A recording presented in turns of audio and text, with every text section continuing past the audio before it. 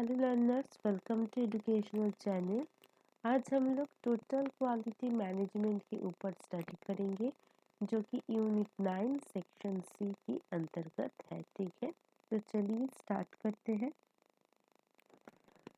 Total quality management को हम लोग 3 भागों में डिवाइड करेंगे। ठीक है, पहले total, second quality and third है मैनेजमेंट। टोटल का मतलब होती है किसी भी ऑर्गेनाइजेशन की, ठीक है, किसी भी, चाहे वो एजुकेशन हो, चाहे किसी भी बिजनेस सेक्टर क्यों ना हो, हर एक ऑर्गेनाइजेशन में जो डिफरेंट लेवल होती है, टॉप टू लो, हर एक लेवल की इनपुट को यहाँ पर इंडिकेट किया जाएगा। ठीक है, तो हर एक लेवल की इनपुट को यहाँ पर इन्वॉल्वमेंट करना होगा। मगर क्यों यहाँ पर इनपुट को इन्वॉल्वमेंट करना होगा? क्योंकि इस इनपुट से ही हम लोग हर एक कस्टमर की नीड एंड रिक्वायरमेंट को फुलफिल कर सकते हैं। और यहाँ पर और एक चीज़ ध्यान देने की बात है कि कस्टमर की नीड एंड रिक्वायरमेंट ही हमारी क्वालिटी को डिटरमाइन करते हैं। ठीक है, अब यहाँ पर और एक क्वेश्चन अराइज होती है कि यहाँ पर जो भी हम लोग इनपुट को यूज़ करेंगे, ठीक है, वो इनपुट तो हमारी कस्टमर की नीड को फुलफिल करेगा, ये समझ में आ गया। मगर वो सारे इनपुट को हम लोग यूज़ कैसे करेंगे? तो इसके लिए एक सही मैनेजमेंट की ज़रूरत होगा, राइट? जिस मैनेजमेंट के थ्रू हम लोग पूरी की पूरी सिस्टम को पहले तो प्लान कर सके, फिर हम लोग कंट्रोल कर सके। ठीक है, तो देखिए, टोटल क्वालिटी मैनेजमेंट का जो ओरिजिनेटर है वो क्या है? विलियम ई डेमिंग। टोटल क्वालिटी मैनेजमेंट एक ऐसा सिस्टमेटिक एंड इंटीग्रेटेड अप्रोच है। तो पहले तो ये एक सिस्टमेटिक अप्रोच है, सेकंड ये एक इंटीग्रेटेड अप्रोच है of attaining customer satisfaction। So customer satisfaction के लिए मिनिमम कॉस्ट के साथ हम लोग सिस्टमेटिक वे से, इंटीग्रेटेड अप्रोच से TQM को रिप्रोड्यूस करेंगे। ठीक है, जो कि एक कंटिन्यूअस इम्प्रूवमेंट होगा। ठीक है, सिर्फ और सिर्फ किसी भी प्रोडक्ट के लिए नहीं, ऑर्गेनाइजेशन की हर एक एक्शन, हर एक एक्टिविटी या फिर प्रोडक्ट एंड मैन्युफैक्चरिंग और सर्विसेज के लिए भी कंटिन्यूअस इम्प्रूवमेंट करना ज़रूरी है। ठीक है, तो ये जो कंटिन्यूअस इम्प्रूवमेंट होगा, इसके थ्रू ऑर्गेनाइजेशन की प्रोसेस, आउटकम, ये भी एक हाई क्वालिटी तक जाएगा। ठीक है, TQM डिस्क्राइब होती है एक ऐसा मैनेजमेंट सिस्टम से जिसके थ्रू आपकी लॉन्ग टर्म सक्सेस होगा। ठीक है, through customer satisfaction and zero defect, मतलब कोई भी डिफेक्ट नहीं होगा। ज़ीरो डिफेक्ट के साथ, कस्टमर सेटिस्फैक्शन के साथ आपकी लॉन्ग टर्म सक्सेस तभी हो सकेंगे जब आप TQM की प्रिंसिपल्स को फॉलो करेंगे। ठीक है, आई होप जो ओवरव्यू है TQM का वो समझ में आ गया। अब हम लोग TQM का कुछ प्रिंसिपल्स एंड कैरेक्टरिस्टिक्स को समझेंगे। पहले हम लोग कौन से कैरेक्टरिस्टिक्स है ये समझ लेंगे, फिर हम लोग डिटेल्स में जाएंगे। फर्स्ट देखिए, फोकस ऑन कस्टमर, मतलब कस्टमर के ऊपर फोकस करना। नेक्स्ट होगा एम्प्लॉय इन्वॉल्वमेंट। एम्प्लॉय इन्वॉल्वमेंट का मतलब क्या होती है कि किसी भी ऑर्गेनाइजेशन की जो भी एम्प्लॉय है, जो भी वर्कर है, वो इन्वॉल्व रहेगा। ठीक है, नेक्स्ट क्या है? Process centre. यहाँ पर बोला जा रहा है कि पूरी TQM एक प्रोसेस है। ठीक है, नेक्स्ट है इंटीग्रेटेड सिस्टम। हर एक फंक्शन यहाँ पर इंटीग्रेट होगा। ठीक है, किसी भी इंडिविजुअल फंक्शन या फिर इंडिविजुअल सिस्टम नहीं होगा। यहाँ पर हर एक फंक्शन, हर एक सिस्टम को इंटीग्रेट किया जाएगा। नेक्स्ट है स्ट्रैटेजिक एंड सिस्टमेटिक। देखिए, यहाँ पर जब भी किसी भी जगह पर हम लोग किसी भी स्टेप्स को फॉलो करते हैं ना, तब उसको हम सिस्टमेटिक कहते हैं। तो वही चीज है कि TQM पर भी सभी स्टेप्स को फॉलो किया जाता है। दैट्स वाई TQM भी एक स्ट्रैटेजिक एंड सिस्टमेटिक प्रोसीड्योर है। इसके थ्रू हम लोग किसी भी डिसीजन ठीक तरीके से ले सकते हैं। कम्युनिकेशन, अभी एम्प्लॉय इन्वॉल्वमेंट है तो कम्युनिकेशन भी होगा। कम्युनिकेशन के बगैर हम लोग ना तो डिसीजन ले सकते हैं ना तो एम्प्लॉय काम कर सकते हैं, राइट। नेक्स्ट है कंटिन्यूअस इम्प्रूवमेंट। अगर आपको लॉन्ग टर्म सक्सेस की जरूरत है, अगर आपको जीरो डिफेक्ट चाहिए, तो आपको कंटिन्यूअस इम्प्रूवमेंट करना होगा। ठीक है, अब चलो कस्टमर फोकस। तो ये हमारी कस्टमर्स है और इसके ऊपर हमें फोकस करना है। अब अगर बिजनेस मैनेजमेंट की बात करेंगे तो यहाँ पर कस्टमर्स की रिक्वायरमेंट होगा, कस्टमर टर्म सही है। मगर अगर एजुकेशन की बात करेंगे तो इस कस्टमर टर्म हमारी एजुकेशन में इंडिकेट करती है हमारी स्टूडेंट्स को। मार्केट में हम लोग एज ए कस्टमर जाते हैं, हमारी जो नीड्स है जो भी रिक्वायरमेंट्स है वो सेलर को बताते हैं और सेलर हमें हमारी रिक्वायरमेंट या फिर डिमांड के अकॉर्डिंग प्रोडक्ट सेल करते हैं, राइट। मगर हमारी एजुकेशन में क्या होगा, हमारी एजुकेशन के लिए हमारे स्टूडेंट्स की नीड को जानना जरूरी है। अगर सपोज सोचिए जो भी स्टूडेंट्स की नीड है आज की डेट पर वो है टेक्नोलॉजी एजुकेशन, राइट। अगर हम लोग टेक्नोलॉजी एजुकेशन नहीं प्रोवाइड करेंगे तो स्टूडेंट्स की नीड भी फुलफिल नहीं होगा। तो स्टूडेंट्स की नीड को फुलफिल करने के लिए पहले हमें जानना होगा कि स्टूडेंट्स की नीड क्या है, स्टूडेंट्स की रिक्वायरमेंट क्या है, स्टूडेंट्स की डिमांड क्या है। क्योंकि स्टूडेंट्स की या फिर कस्टमर्स की डिमांड ही हमारी क्वालिटी को डिटरमाइन करते हैं, ठीक है, जिसके थ्रू क्वालिटी इंप्रूवमेंट होगा। आपकी ऑर्गेनाइजेशन में जो भी ट्रेनिंग है, जो भी क्वालिटी इंटीग्रेट है, जो भी प्रोसेसिंग है, सब कुछ आपकी फोकस होगा या फिर बेस्ड पॉइंट होगा कस्टमर्स की नीड के ऊपर। सपोज आज की डेट पर टेक्नोलॉजी एजुकेशन सबसे ज्यादा जरूरी है, रिक्वायरमेंट है सबसे ज्यादा।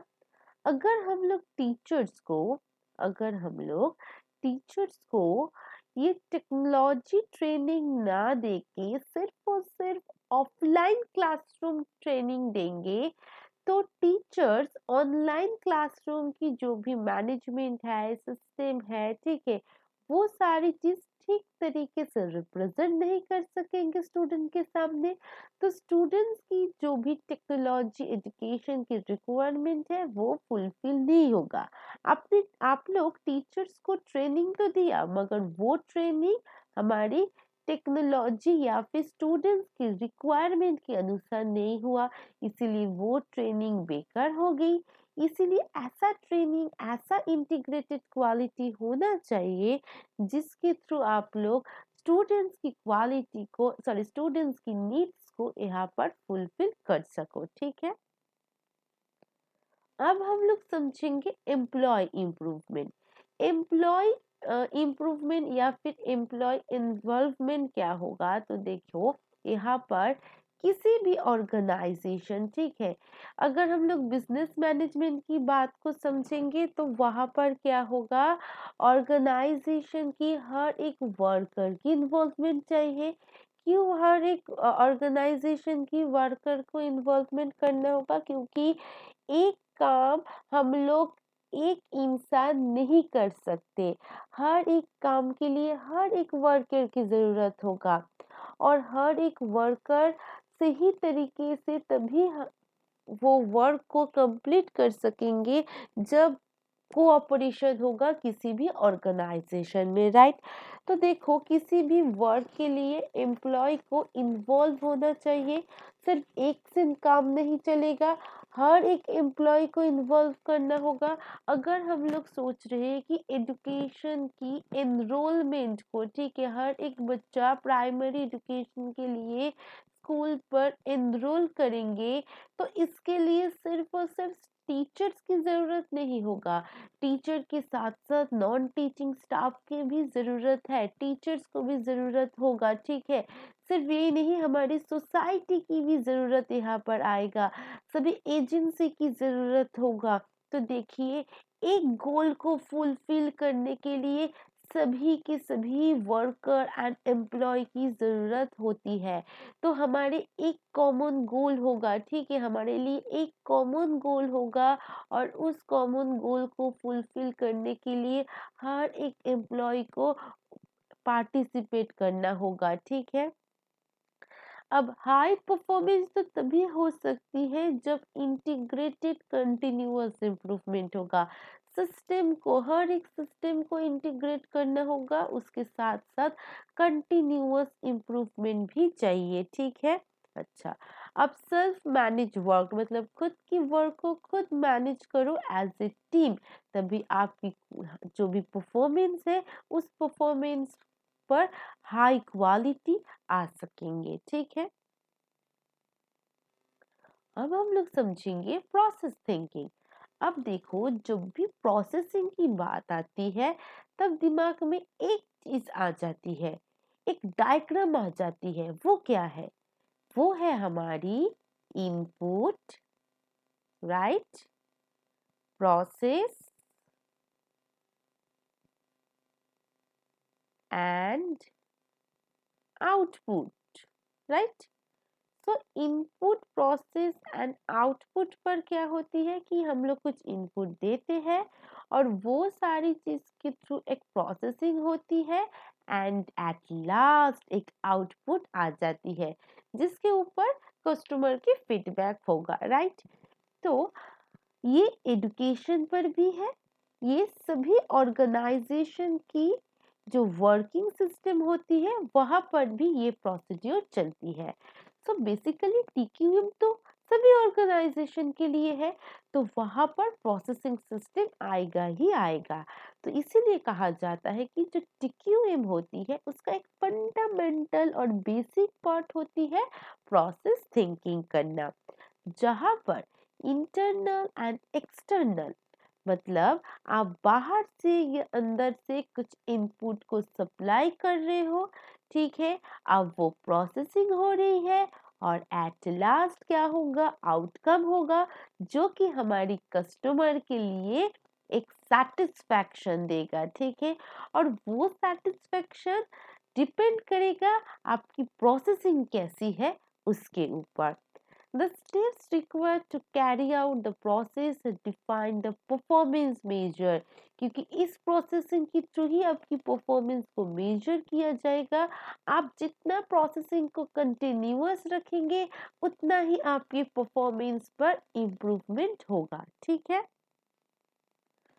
अब नेक्स्ट समझना होगा इंटीग्रेटेड सिस्टम।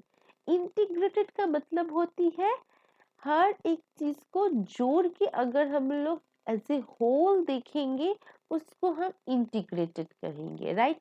यहाँ पर कोई भी चीज इंडिविजुअल नहीं होगा।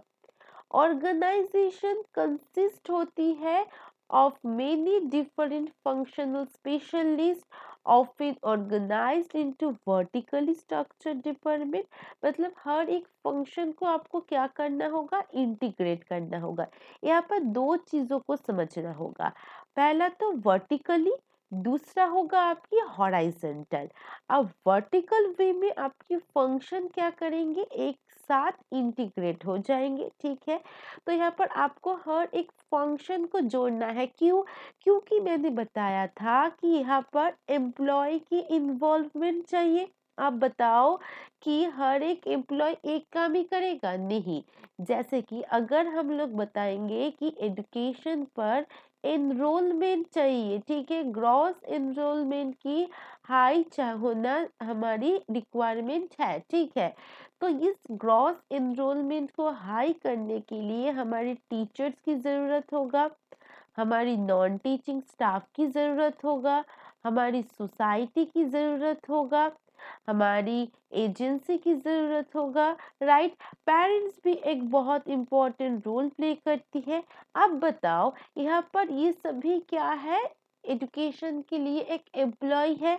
अब टीचर जो काम करता है वो काम क्या नॉन टीचिंग स्टाफ करते हैं, या फिर जो नॉन टीचिंग स्टाफ है वो उसकी तरह क्या सोसाइटी काम करता है, और सोसाइटी की तरह क्या एजेंसी काम करता है, और एजेंसी की तरह क्या पेरेंट्स काम करता है? नहीं, बिल्कुल नहीं। हर एक सेक्टर हर एक अलग अलग काम करेगा। जैसे नॉन टीचिंग स्टाफ हमारी एडमिनिस्ट्रेटिव मैनेजमेंट अदर जो भी वर्क्स है उसको देखेगा, टीचर्स टीचिंग प्रोसीड्यूर को देखेगा। ठीक है, तो देखो यहाँ पर हर एक जो भी हमारी एम्प्लॉय होती है वो हर एक फंक्शन को प्ले करते हैं, राइट। तो हर एक फंक्शन को यहाँ पर इंटीग्रेट किया जाएगा। ठीक है, वो वर्टिकल स्ट्रक्चर में होगा। अब हॉराइजेंटल स्ट्रक्चर में क्या होगा? हॉराइजेंटल वे में प्रोसेस को इंटरकनेक्ट किया जाएगा। मतलब जैसे कि नॉन टीचिंग स्टाफ के लिए जो फंक्शंस होती है, ठीक है, उस फंक्शन के लिए एक प्रोसेस की जरूरत होगा। अब जो टीचर्स काम करेगा या फिर टीचर्स की जो फंक्शन है उस फंक्शन के लिए एक प्रोसेस की जरूरत होती है। सोसाइटी जो फंक्शन करेगा उसके लिए एक प्रोसेस की जरूरत होगा। सो हर एक प्रोसेस क्या होगा? इंटरकनेक्टेड होना चाहिए, और वो कैसा होगा? हॉराइजेंटल वे में होगा। ठीक, आप समझो, कंटिन्यूअस प्रोसेस। अब कंटिन्यूअस प्रोसेस क्यों कहा गया? यहाँ पर देखिए एक्शन रिसर्च की जो स्टेप्स है जैसे कि plan, do, act and check, वही जो स्टेप्स है उसको यहाँ पर फॉलो किया जाएगा। जैसे a large aspect of TQM is continual process improvement. Continual improvement drives an organization to be both analytical and creative in finding ways to become more competitive and more effective। मतलब TQM पर अगर हमें काम करना है तो continuous process की ज़रूरत होगा, और ये कंटिन्यूअस प्रोसेस आपकी ऑर्गेनाइजेशन की एनालिटिकल वे को एंड क्रिएटिव वे को बूस्ट करती है, जो कि आपकी ऑर्गेनाइजेशन के लिए इफेक्टिव है। और वो सारी चीज हम लोग कैसे करेंगे? इस planning, doing, act and checking के थ्रू। प्लानिंग पर हम लोग पॉलिसी एंड ऑब्जेक्टिव्स को देखेंगे, मेथड्स को समझेंगे कि जो भी ऑब्जेक्टिव्स है उसके लिए कौन से मेथड्स होना चाहिए, उस मेथड्स को प्लान करेंगे। अब बहुत सारी प्लानिंग प्लॉटिंग हो गई हमारे लिए, अब कुछ काम करने का है, राइट। तो वही काम यहाँ पर करेंगे, जैसे कि ट्रेनिंग देंगे, अब इम्प्रूवमेंट को मेजर करेंगे, राइट। अब डूइंग के बाद एक्ट, मतलब यहाँ पर अगर कुछ प्रिवेंशन है, इन फ्यूचर में अगर देख रहे हैं कोई भी प्रॉब्लम आ रही है, उस प्रॉब्लम को हमें यहाँ पर प्रिवेंट करना है। मतलब अनडिजायर्ड इफेक्ट, जो इफेक्ट अनडिजायर्ड है, जो इफेक्ट जरूरी नहीं है, उसको प्रिवेंट करना है। ठीक है, इम्प्रूवमेंट को मेजर यहाँ पर भी करेंगे। नेक्स्ट है जो भी आउटपुट आएगा या फिर रिजल्ट आएगा उसको ऑब्जर्व करना, एंड एट लास्ट क्या करना होगा? एनालिसिस करना होगा। क्लियर? अच्छा, अब एक सिस्टमेटिक अप्रोच है। क्यों? A critical part of management of quality is the strategic and systematic approach to achieving the organisation vision and mission and goals. अब समझो, ये जो इतना सारा प्रोसेस था वो एक सिस्टम की तरह काम कर रहा है। मतलब पहले हम लोग प्लान करेंगे, नेक्स्ट हम लोग कुछ डूइंग, मतलब कुछ करिए करना होगा, देन हमें कुछ एक्शन करना है, राइट। तो यहाँ पर प्लान, डू, एक्ट एंड हमारी जो भी चेकिंग प्रोसीड्यूर है, जो भी हमारी कंटिन्यूअस प्रोसेसिंग है, ये सब चीज़ हम लोग कैसे करेंगे? एक सिस्टमेटिक वे से करेंगे, जिसके थ्रू हमारी जो गोल्स है, जो विजन है, जो मिशन है, वो फुलफिल हो सके। Here includes the formation of strategic plan. ये एक स्ट्रैटेजिक प्लान की तरह है जिसके थ्रू हम लोग क्वालिटी को इंटीग्रेट कर सकेंगे। ठीक है, अब डिसीजन लेना, decision making. In order to know how well an organisation is performing, मतलब यहाँ पर डिसीजन लिया जाएगा कि कैसे किसी भी ऑर्गेनाइजेशन की परफॉर्मेंस को हम लोग अच्छा कर सके। Data and performance measure are necessary, मतलब यहाँ पर हर एक परफॉर्मेंस के डेटा को यहाँ पर मेजर करना होगा जिसके थ्रू परफॉर्मेंस हाई हो सके। टीक्यूएम का रिक्वायरमेंट्स है कि कंटिन्यूअली कलेक्ट किया जाए डाटा को और एनालिसिस किया जाए, ठीक है, और उस एनालिसिस के ऊपर बेस करके हम लोग डिसीजन लेंगे और वो डिसीजन इम्प्रूवमेंट भी होगा जब हम लोग कंटिन्यूअसली डाटा को कलेक्ट एंड एनालिसिस कर सकेंगे, ठीक है। अब कम्युनिकेशन, जब भी हम लोग काम करेंगे तब ये कम्युनिकेशन होना बहुत ज़रूरी है। During time organisational change, organisation में चेंज आती है, ये हम लोग सभी जानते हैं, और उस ऑर्गेनाइजेशन की चेंज आने के लिए हमारी जो भी मॉरलिटी है, ठीक है, ऑर्गेनाइजेशन की जो भी मॉरल वैल्यूज़ है उसको मेंटेन रखना होगा, और इन सभी के लिए हमारे क्या करना ज़रूरी है, कुछ स्ट्रैटेजी बनाना होगा, कुछ मेथड्स बनाना होगा, कुछ टाइमलाइंस बनाना होगा, और इन स्ट्रैटेजी मेथड्स टाइमलाइन को हम तभी बना सकते हैं तब एक दूसरे के साथ जब हम लोग कम्युनिकेट करेंगे। अब हम लोग कुछ एलिमेंट्स को देखेंगे, ठीक है। फर्स्ट क्या है, do it right first time, मतलब पहले जो भी काम करो फर्स्ट टाइम करो और सही करो।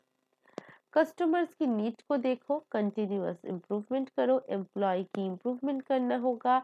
एम्पावरिंग स्टाफ का मतलब क्या है, ट्रेनिंग दो, मोटिवेशन दो स्टाफ को। बेंचमार्क, तो देखो यहाँ पर कस्टमर्स नीड के बारे में हमें पता है, कंटिन्यूअस इम्प्रूवमेंट के बारे में पता है, एम्प्लॉय को इन्वॉल्व करो ये भी पता है, एम्प्लॉय इम्प्रूवमेंट या फिर इन्वॉल्वमेंट के अंतर्गत ही था कि एम्पावरिंग द स्टाफ, मतलब स्टाफ को मोटिवेशन दो एंड ट्रेनिंग दो। तो ये 4 पॉइंट्स हमें ऑलरेडी पता है, राइट। तो नेक्स्ट देखो, बेंचमार्किंग होना ज़रूरी है, मैंने समझाया था किसी भी ऑर्गेनाइजेशन में बेंचमार्किंग होना चाहिए। फीडबैक, फीडबैक तो मिलेगा क्योंकि ये एक प्रोसेस है, इनपुट प्रोसेस एंड आउटपुट, और आउटपुट पर फीडबैक आती है, फीडबैक भी होगा। सभी मिलकर काम कर रहे हैं ना, तो वो ये टीम वर्क है। Thinking statistically, sustained management, quality measure. तो थिंकिंग स्टैटिस्टिकली, क्रिटिकल वे में, स्टैटिस्टिकल वे में थिंक करना होगा, सस्टेन करना होगा, ठीक है, आपकी पूरी इम्प्रूवमेंट जो हो रही है वो सस्टेन रहे, अप एंड डाउन ना हो। अप होगा मगर डाउन नहीं होना चाहिए, राइट। नेक्स्ट क्या होगा, क्वालिटी को मेजर करना होगा, और यहाँ पर अगर कोई प्रॉब्लम आ रही है तो यह उस प्रॉब्लम की कॉजेज की जो रूट्स है, जो जड़ है कारण को, उसको यहाँ पर फाइंड आउट किया जाएगा, ठीक। अब कुछ इंपॉर्टेंट पॉइंट्स देखिए, TQM is not a collection of a tool and technique. तो TQM के थ्रू हम लोग कोई भी टूल्स को कलेक्ट या फिर टेक्निक को कलेक्ट नहीं करते। TQM is a culture not a programme. तो TQM मतलब टोटल क्वालिटी मैनेजमेंट एक क्या है, एक कल्चर की तरह है। The goal of the TQM is the customer satisfaction. तो TQM का गोल क्या होती है, कस्टमर को सेटिस्फैक्शन देना, ठीक है। तो पूरी TQM मैंने बता दिया है, TQM और टोटल क्वालिटी मैनेजमेंट क्या है। अगर लेसन अच्छी लगे तो लाइक कीजिए, शेयर कीजिए, और ऑब्वियसली सब्सक्राइब कीजिए जो न्यू लर्नर्स है। और सब्सक्राइब बटन के पास में एक बेल आइकन है, आप लोग सभी जानते हैं, और उस बेल आइकन को प्रेस कर दीजिए जिसके थ्रू आपको हर एक नोटिफिकेशन मिलता रहेगा। Always share knowledge and be happy. Thank you for listening me. Bye bye.